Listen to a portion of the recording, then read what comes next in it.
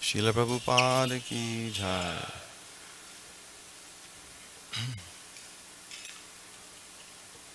So we can do two things. If we have anyone that knows how to play 1-2, we can sing this whole song. This is called the Arunodaya Kirtan, which is recommended to sing in the morning, written by Srila Bhaktivinoda Thakur. It's a 1-2 beat.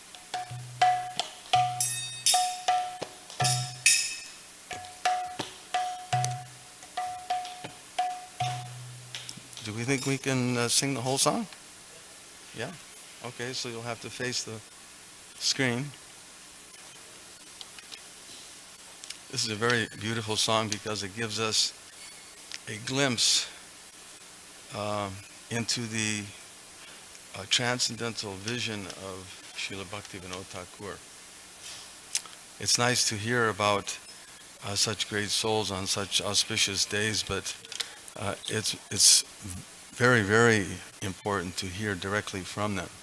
So now we're hearing directly from His Divine Grace. Udila Aruna Purava Bhage Dvijamani Gaura Mani Jage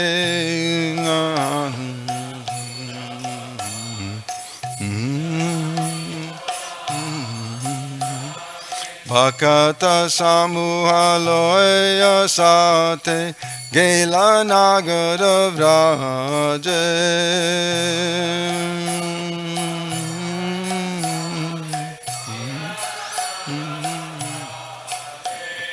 Tatai tatai bajalako Gana gana tahe danjeraro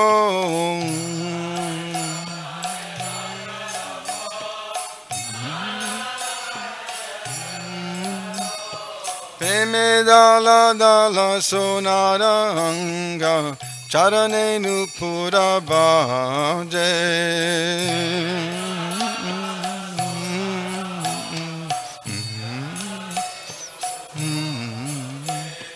Mukunda Madhava Yadava Hari Bolene Bolore Vadana Bori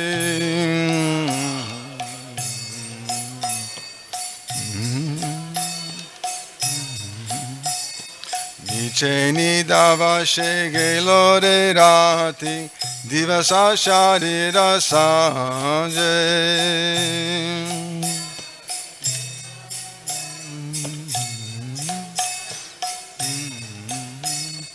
Emanadulava manava deho Paya ki koro bhavana keya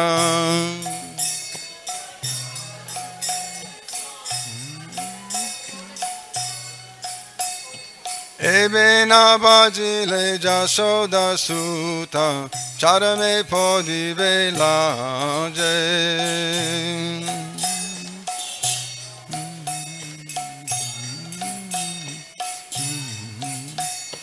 Udita tapana hoi leyasta Dinagelo vole hoi bebyasta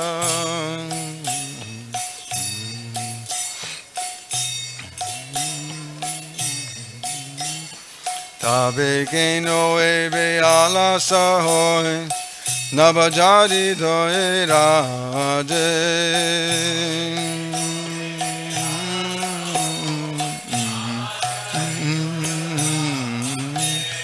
Jivana nitya jana hasan Taina navida vipadavan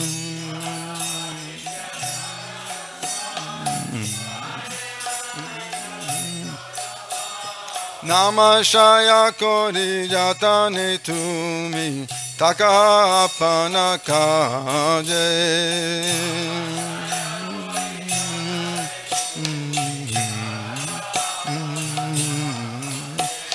Jivera kalyana sadhana kam Jagate ashiye madhuranam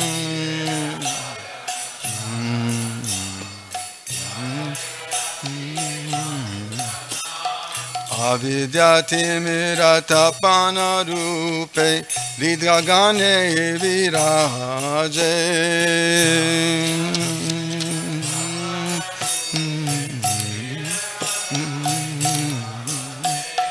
Krishna Masuda Koriyopan Judao Bhaktivinoda Pran.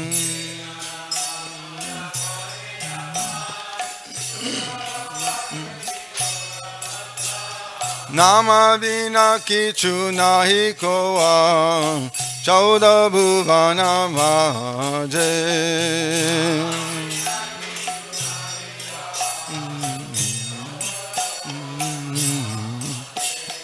Ji jago, Agora Chandra bole ji.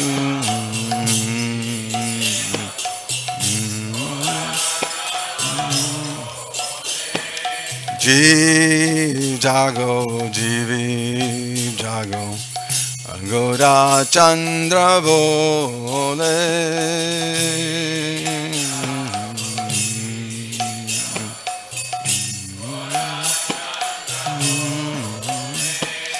Kota nidraya o mayam pisachira kole.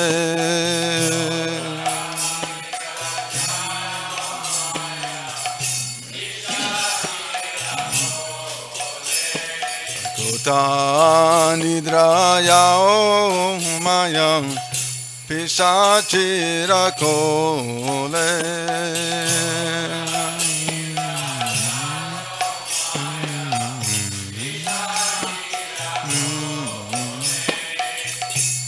Bhaji baboliya eshe sansara vitore.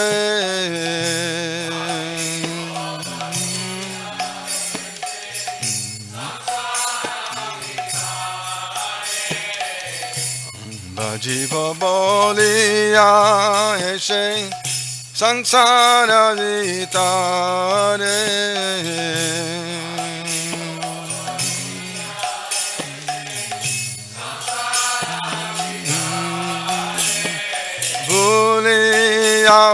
Lile to me, Avidyadavare.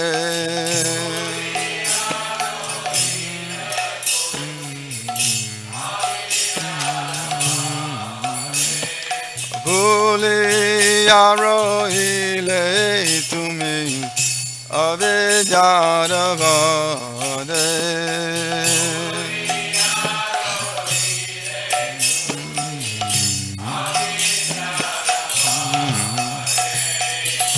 Tomare loite ami hoinu avatada.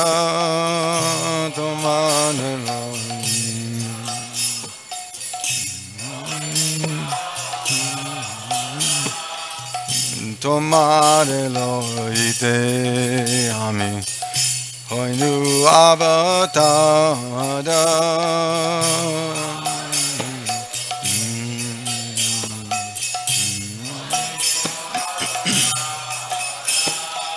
Ami bina bandhu kiyache tomara.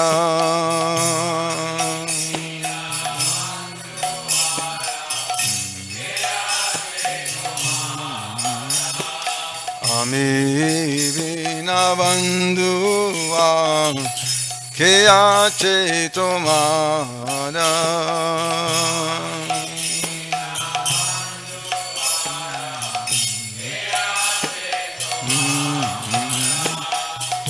Aine chaya shanti maya nasibaro lagi.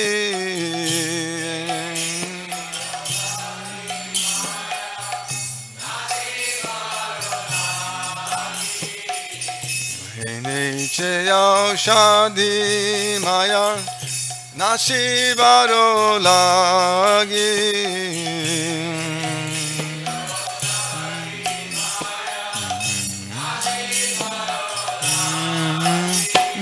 Hare Nama mantra allow to me mage.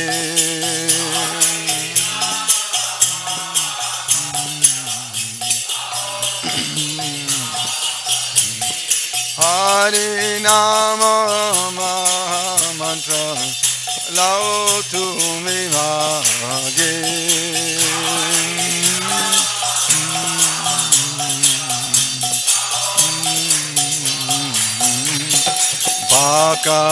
Bhaktivinoda Prabhu Charane Padiya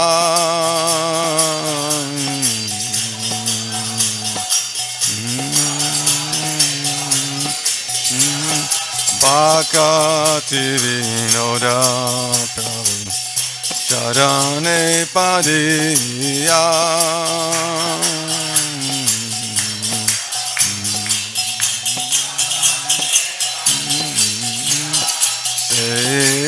Hari Nama mantra loilo magiya.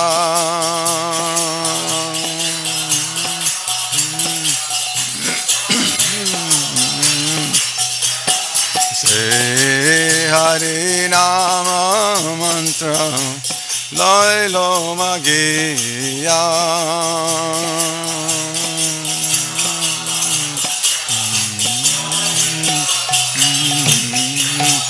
Hare Krishna, Krishna Krishna, Hare Hare, Hare Rama, Rama Rama, Hare Hare.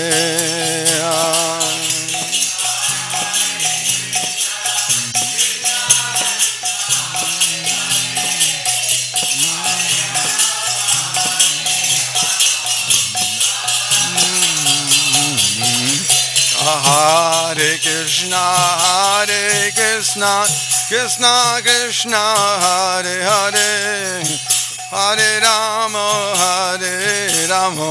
Rama Rama, Hare Hare.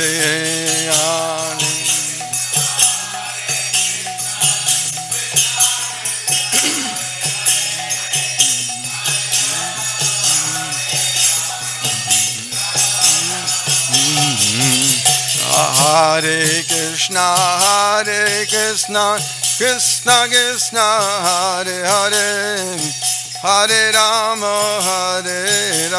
Rama Rama, Hare Hare.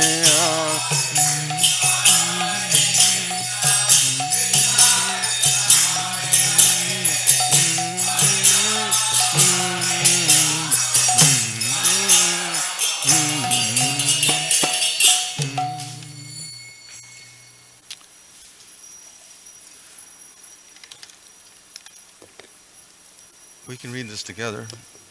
When a tinge of red on the eastern horizon heralded the sunrise. Oh, I have a different translation, right? Okay, let's read what's on the board then. When the rising sun appeared in the east, the jewel of the twice-born Lord Gaurasundar awakened, and taking his devotees with him, he went all over the countryside, towns and villages. Mridanga's call resounded, Tatai, Tatai, and the Janjaha, large metal kartals that looked like small cymbals. In that kirtan played in time. Lord Gauranga's golden form slightly trembled in ecstatic love of Godhead, and his footbells jingled. All the devotees chanted the names Mukunda, Madhava, Yadava, and Hari, their mouths being filled with the vibrations. They would announce to the still sleeping people, you spend your nights uselessly sleeping, and your days decorating your bodies. You have achieved such a rare human body, but you do not care for this gift. You remain not serving the darling of Jasoda, and slowly fall through your last moments to death. With every rising and setting of the sun, a day passes and is lost. Then why do you remain idle and not serve the Lord of the heart? This temporary life is full of various miseries. Take shelter of the holy name as your only business. To penetrate the darkness of ignorance and bless everyone's heart, the holy name has risen like the shining sun. Drink the pure nectar of the holy name of Krishna. There is nothing but the name to be had in the 14 worlds. It has filled the soul of Sri Bhaktivinoda Thakur. Lord Gauranga is calling. Wake up, sleeping souls. Wake up, sleeping souls. How long will you sleep in the lap of the witch called Maya? You have forgotten the way of devotional service and are lost in the world of birth and death. I have descended just to save you. Other than myself, you have no friend in this world. I have brought the medicine that will wipe out the disease of illusion from which you are suffering. Take this Maha Mantra. Hare Krishna. Hare Ram, Hare Ram, Ram Ram, Hare Hare. Srila Bhaktivinoda Thakur says, I fall at the Lord's feet, having taken this Maha Mantra. Srila Bhaktivinoda Thakur ki jai.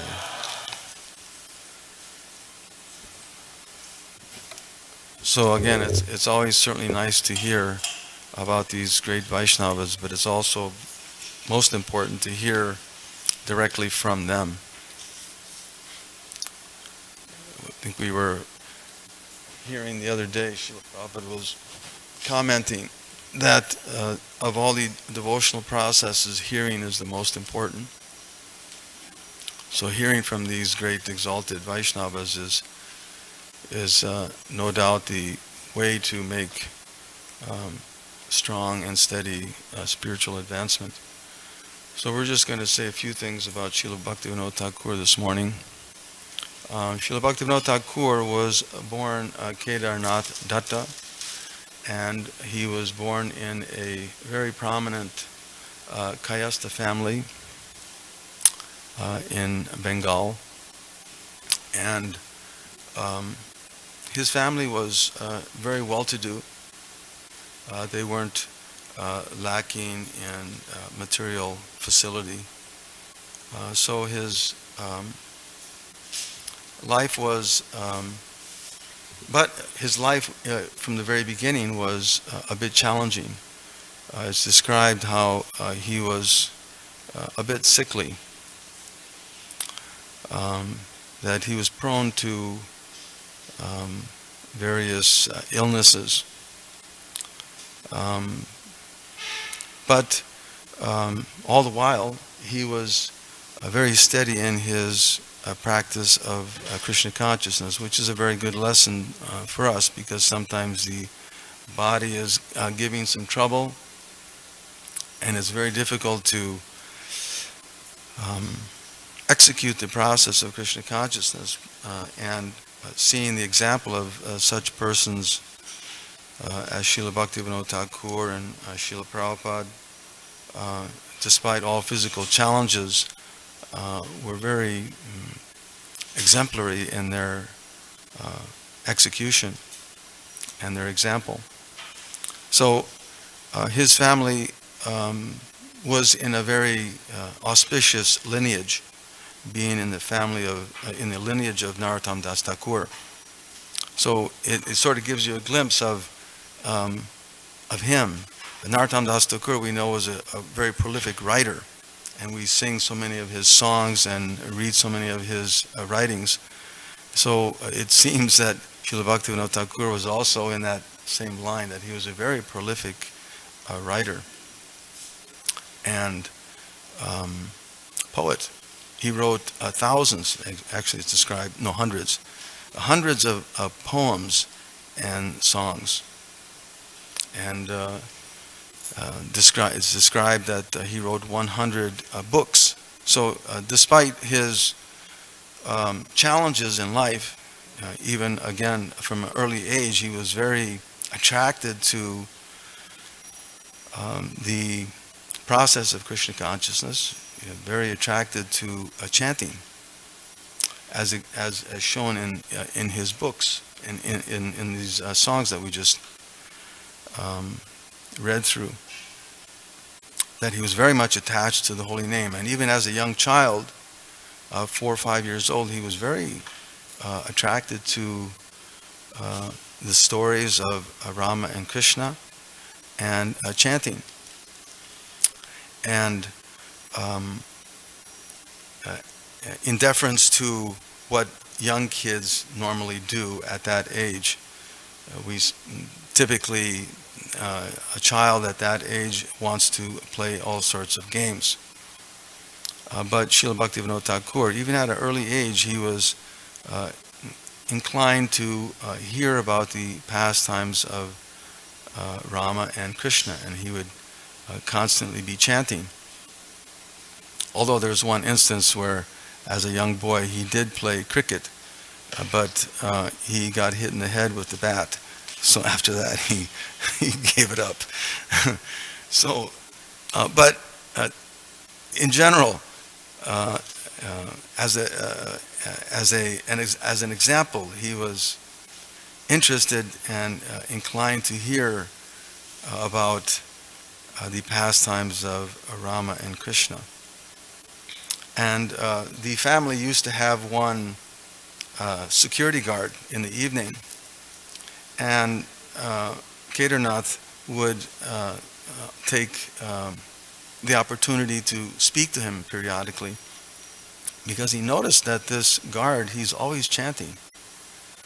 So he would meet with him in the evening. He would get up in the evening, just in the middle of the night. He would rise and go and find this gentleman who was guarding the property, and they would sit and they would talk. And he noticed that this fellow was always chanting, so he asked him why. And the guard explained to him that in his previous occupation, he had been a dacoit. And dacoits, we know, are robbers and thieves, and they do so many things. Well, on one of his robberies, one of his escapades, he happened to chop the head off of his guru. So from that point on, that guard would always chant Rama and Krishna. He would always be chanting the name of Ram, with the idea of being protected from engaging in. He gave up his sinful life and took up this occupation as a guard. And from that point on, he would always just chant. And he explained to little Kedarnath that this chanting protects one from all danger, all fear, and ghosts. So he was very keen on that, and he would, from then on, was very careful about always chanting. Although he was a sickly boy, as we mentioned, he was very astute in school. He was very good at his studies, and would get many certificates of appreciation from the teachers. But he didn't like to go to school. So he would sometimes take castor oil purposely to get sick, so that he wouldn't have to go to class, and or that he would purposely do certain things to allow to have his mother allow him to stay home. But still, he was very learned all the while, and was very good and got many recommendations. As he got a little bit older, it's described that at the age of 12, his mother arranged for his wedding. And it was an arrangement where the young girl, literally young, she was 5 years old. But by astrological calculations, they could figure out that this couple was a very good match, and that was the fact. They stayed together throughout life. And because Kedarnath was still too young, he instead moved in with his in-laws.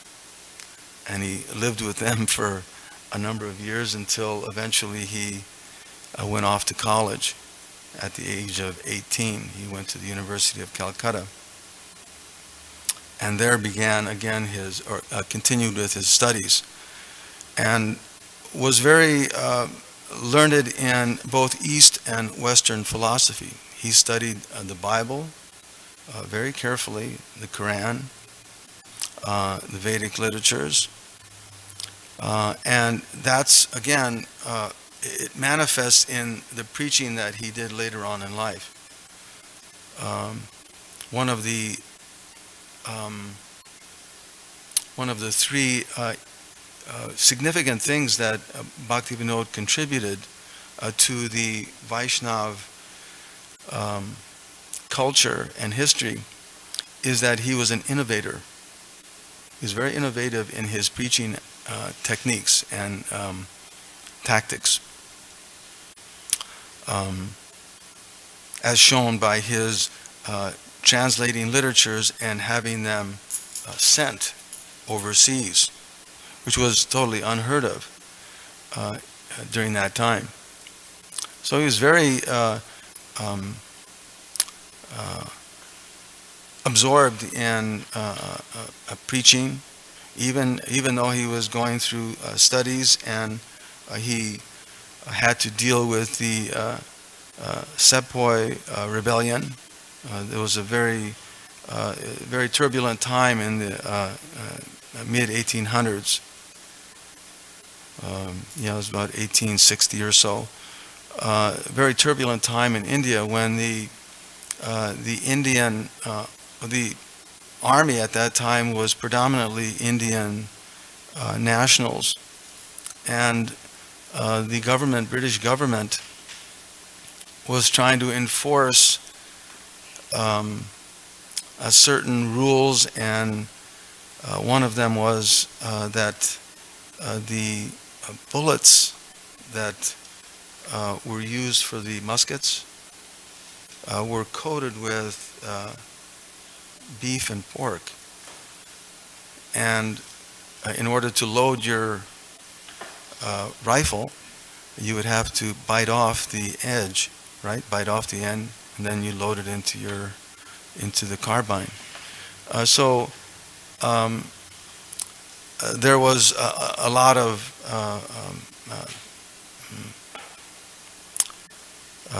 political activity going on during that time, and a lot of revolt.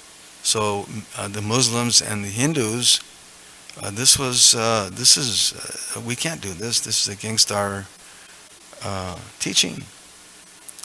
So there was a big revolt during that time period, and still Bhaktivinoda Thakur was able to keep himself at a distance, even though hundreds were killed, actually, hundreds throughout India.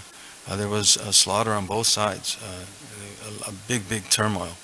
But somehow or other he was able to keep himself aloof from that, and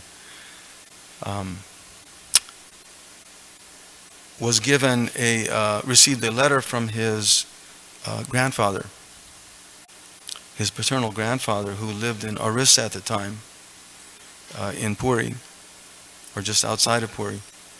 And he requested that Srila Bhaktivinoda Thakur, you leave Bengal and you come to Orissa, and you come and stay with me. This grandfather was a very exalted personality in his own right. It's described that he could forecast many things. One, of course, was his death, his passing. So he asked Srila Bhaktivinoda Thakur, you come to Orissa, you come and stay with me. And so the Thakur went with his family. They moved there to Orissa and stayed with his grandfather. His grandfather gave him one very, very interesting blessing. He told him that whatever you're doing at the age of 28, from that from whatever occupation you're engaged in at the age of 28, you will continue for the rest of your life, and you'll become very successful. And it just so happened at that time that the Thakur was very absorbed in his writings, and that's when he got his first position in the government as a government worker. And we see that that continued throughout his whole life until he retired in his mid-50s.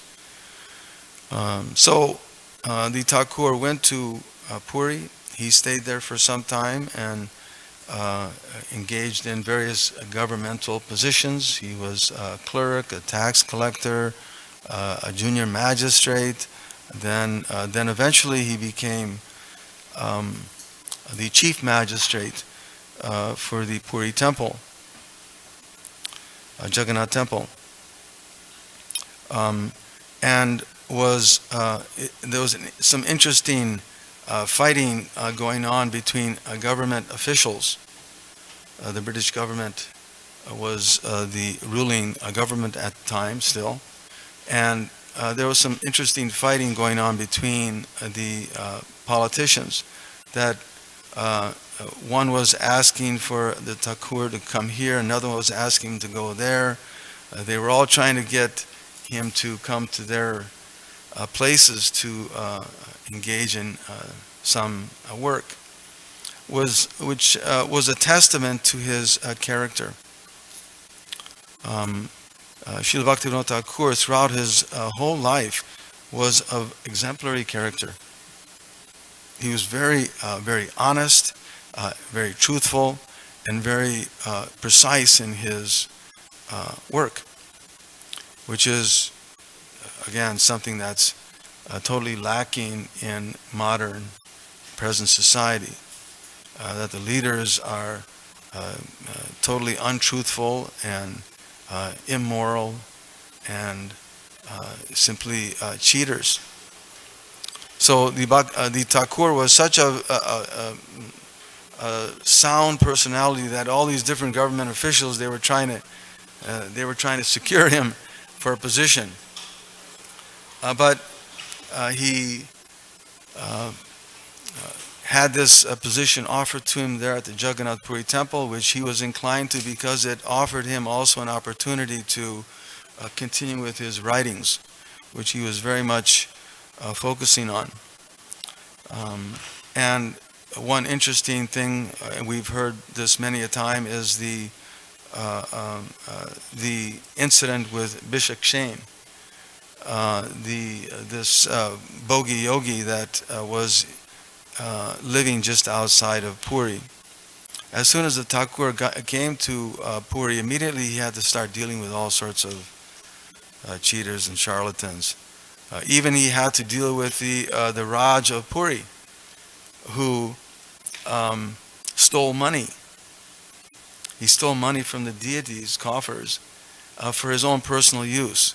When the Thakur found this out, he penalized him by telling him that you have to cook so many offerings and such items every single day for a certain period of time. That was his punishment. So the Raj, as he was cooking, his purse eventually ran out. Right? He ran out of money. And at this point, he became very agitated at the Thakur. So what did he do? He schemed to have him assassinated. So what he did was he went to some brahmanas and he arranged for some fire yajna to be performed. And so these priests, they were performing this fire yajna and they were going on for a whole month's time. And at the end of the month, they were to chant a certain mantra to conclude the yajna. And with that mantra, the Thakur was to die. But when they chanted the mantra, instead what happened was that the Rajas, the king's son, died. And At this, the Raj could understand what kind of offense they had committed against such a great saint and servant of Jagannath. So immediately from the get-go, Srila Bhaktivinoda Thakur had to deal with so many challenges. This personality, Bishakshain, was a great, powerful yogi. He was in a line of Mayavadis called the Badaharis. Was it? I think it was called the Badaharis. They were. They were started by a yogi by the name of Jagannath Das, who was an associate of Chaitanya Mahaprabhu. Chaitanya Mahaprabhu told this Jagannath, you go to Haridas Thakur and you take instruction from him, you follow him. But Jagannath, he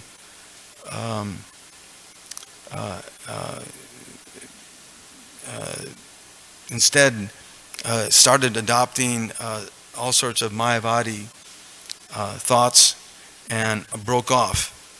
And this is how it became known as the Ataharis. And this Bishakshain happened to be in that same line. So this Bishakshain, he advertised himself as Mahavishnu. And he was living in the jungle. He had one temple there, and so many villagers and naive people would come and they would offer him some service, or they would worship him. And he had some yogic potency, no doubt. He would be able to cure certain people of certain diseases, and sometimes he would shoot sparks out of his hair. So this would frighten your typical villager person. But the Thakur knew that this was some cheating going on here. And when it was heard, when it was found out that this Bishakshain would have the villagers and even different kings in different villages or kingdoms, they would send women to him, and he would pollute them. So when the Thakur heard this, he called for the arrest, or it was brought to the central government. The central government didn't want to deal with it because it was so sensitive.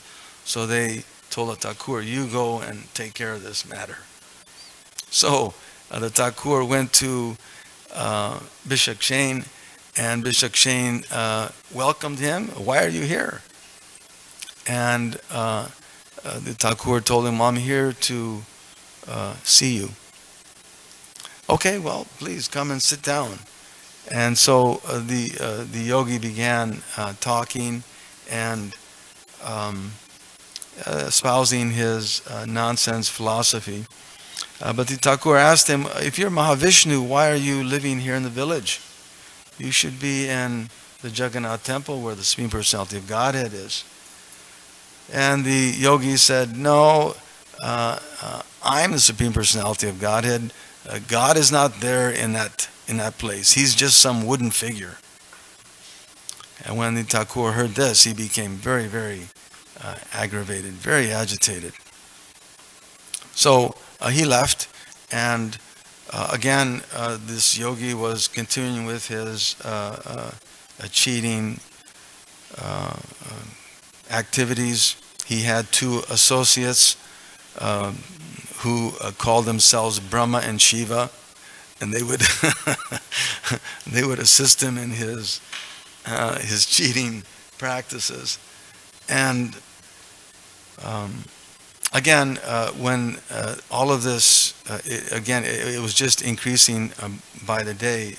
So again, the Thakur ordered that we need to go and arrest this person. So they went to grab him and Vishakshen told them that I'm not going anywhere. I'm the personality of Godhead.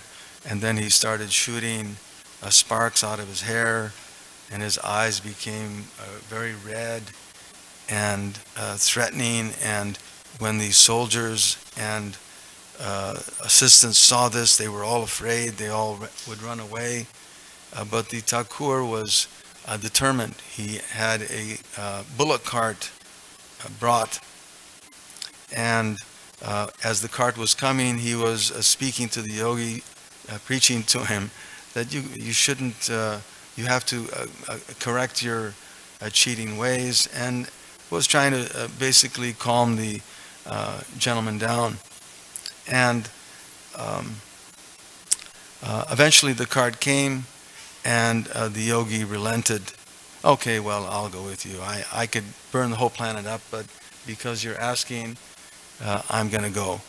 And at this, Bhaktivinoda Thakur just simply laughed and said, very good. When we get to the temple, to the jailhouse, then you can burn everyone up. Then you can exhibit your universal fire. So they loaded him into the cart, and they took him off to jail. And of course, he had many followers. Thousands of people would come, and they were complaining, "This is a travesty. You can't lock this person up. He's a great personality."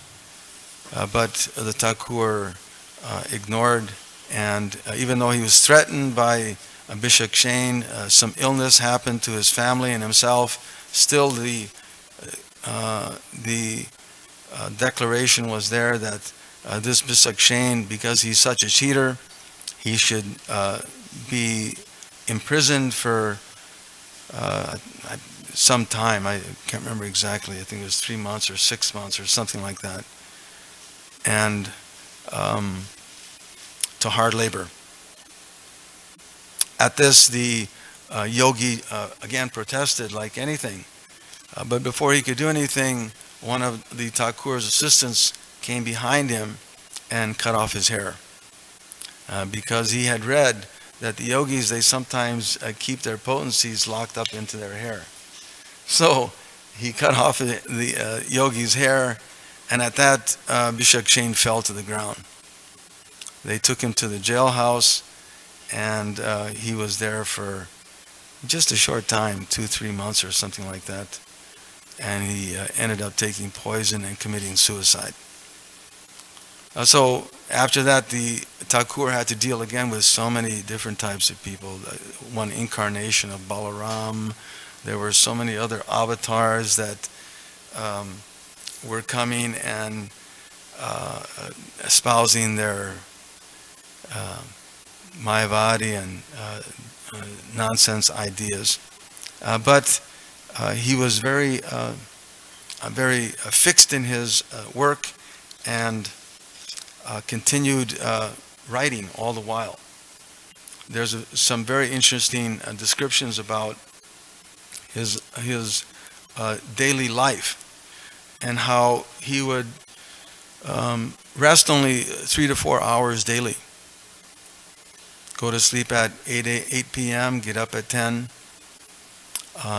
begin his writing, and he would write until 4 a.m.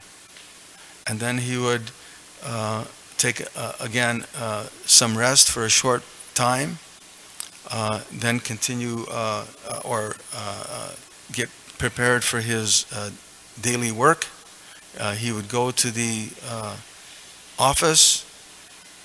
At that time he was a magistrate, so he would go to the court, and in a fraction of the time that it would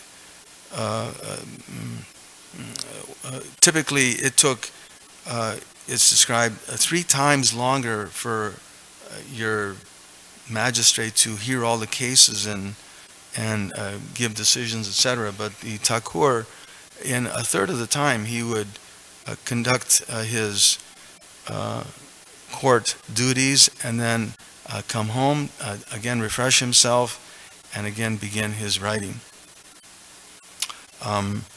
As we mentioned earlier, there were three important things that Bhaktivinoda Thakur is noted for contributing, and that was his books and writings. A very prolific writer. And his discovery of the Yoga Pith, which he did after his retirement. At the age of 56, he retired from his government service and focused on his preaching work, and wanted to take a spiritual master and focus on his preaching work. So at that time he met, who was it, Vipin Vihari, and took initiation from him. So writing his books, discovering the Yoga Pith, and his innovative preaching techniques. All of these things were especially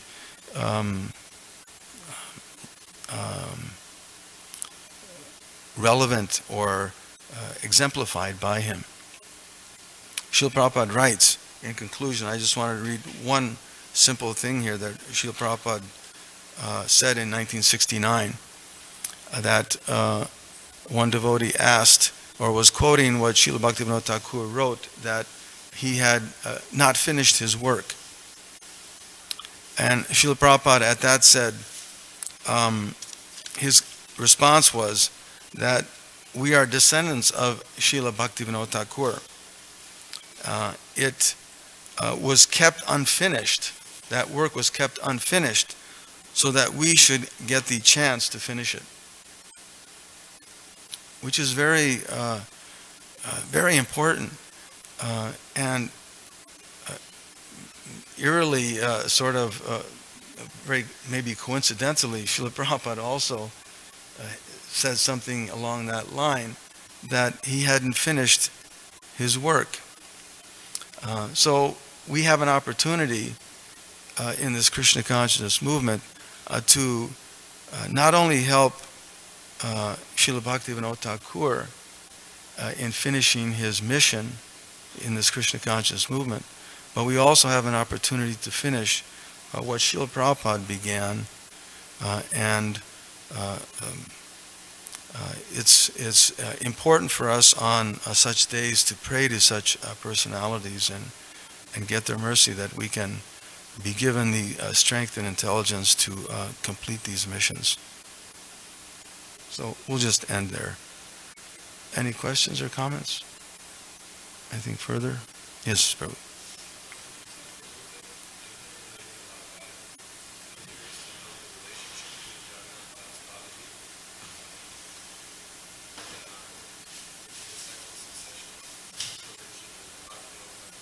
Never took, he took Diksha. He took Diksha from Jagannath Das Babaji, and that's it. Yeah. Just Diksha. And the two of them joined to find or discover the Yoga Pith. That was after his retirement from government work. Jai. Srila Prabhupada ki jai. Srila Bhaktivinoda Thakur ki jai.